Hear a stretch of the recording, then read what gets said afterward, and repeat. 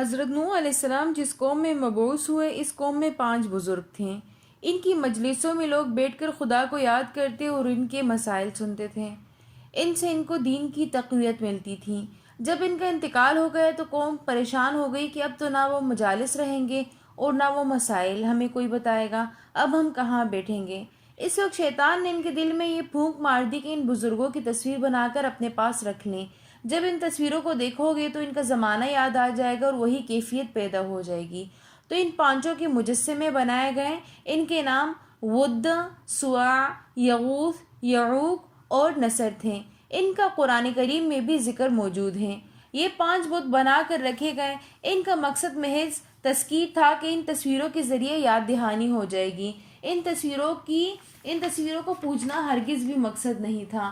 ابتدا میں جب تک لوگوں کے دلوں میں معرفت رہی اور ان بزرگوں کے اثرات رہے تو قوم توحید پر برقرار رہی اور کسی نے ان مجسموں کو معبود نہیں جانا۔ لیکن جب دوسری نسل آئی تو ان کے دلوں میں وہ معرفت نہیں رہی۔ ان کے سامنے تو یہ بت ہی تھے، خدا کی طرف ہی متوجہ رہے اور کچھ نے ان بتوں کو پوجنا شروع کر دیا، جس سے 2 طرح کے لوگ اس وقت وجود میں آ گئے۔ ایک وہ لوگ جو خدا کی عبادت کرتے تھے اور دوسری وہ لوگ جو کہ خدا کے ساتھ ساتھ ان بزرگوں کے بنائے گئے بتوں کی عبادت کرتے تھے۔ لیکن جب تیسری نسل آئی تو ان کے دلوں میں معرفت نہیں رہی اور انہوں نے ان بتوں کو ہی پوجنا شروع کر دیا۔ ان کے سامنے سجدے کرنے لگے اور ان سے نظر و نیاز کرنے لگے اور شرک کرنے لگے۔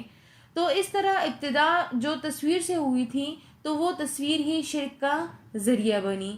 لہٰذا تصویروں سے بہت زیادہ بچنا چاہیے۔